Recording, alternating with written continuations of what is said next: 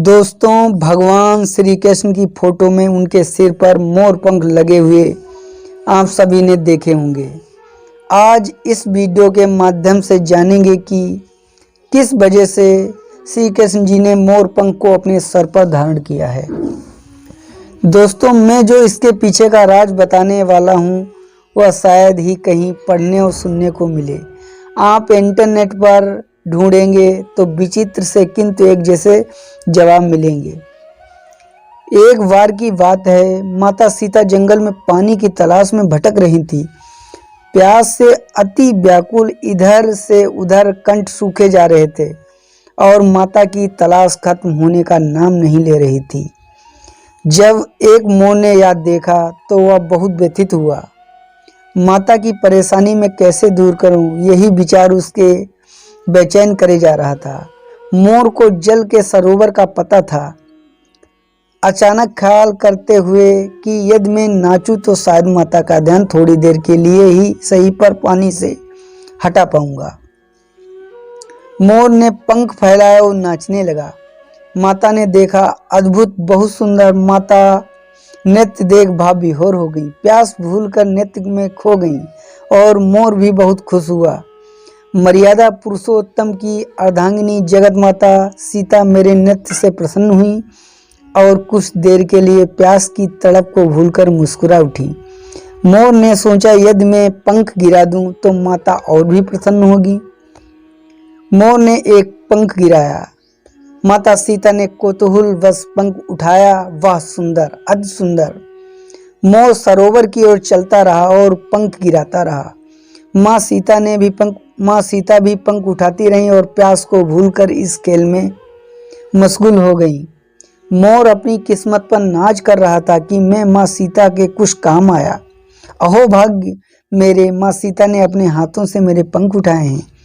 तभी माता सीता को सामने पानी का सरोवर दिखाई दिया। उनके हाथ से मोर पंख जमीन पर गिर गए और माता सीता उन मोर पंखों को पैर से कुचलते हुए सरोवर की तरफ बढ़ गईं। मोर यह देख रोने लगा।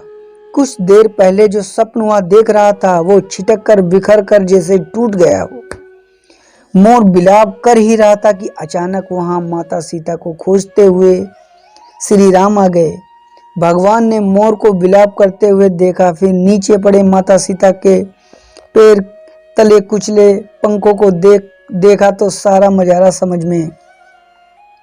समझने में देर ना लगी। भगवान श्री राम ने एक एक कर वो पंख उठाए और मोर से निवेदन किया कि आप अब आंसू मत बहाइए। मेरी अर्धांगिनी ने जो गलती हुई है उसे क्षमा करें। आज से ये आंसू सामान्य आंसू नहीं रहेंगे। कुछ तुम्हें संतान उत्पन्न के लिए संभोग की आवश्यकता नहीं होगी। अपने आंसू से ही संतान उत्पन्न कर पाओगे। मैं तो वनवासी हूँ, तभी इन पंखों का धारण नहीं कर सकता, लेकिन एक वादा करता हूँ कि मैं अपने अगले अवतार में ये जो पैरों तले कुचले हुए तुम्हारे पंख हैं इनको अपने मस्तक पर धारण करूँगा। मोर प्रभु श्री राम से कहने लगा कि हे प्रभु, अपने मुझे हृदय से लगाया है। मैं भी एक वादा करता हूँ कि मेरी आने वाली पीढ़ी वर्ष में एक बार अपने संपूर्ण पंखों का त्याग करेगी।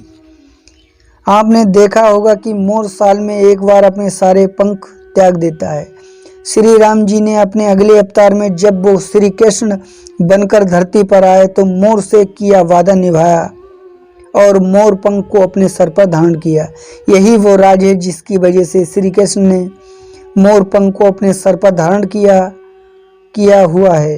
जानकारी अच्छी लगी हो तो प्लीज़ दोस्तों मेरे चैनल को सब्सक्राइब करें और वीडियो को लाइक और शेयर करें।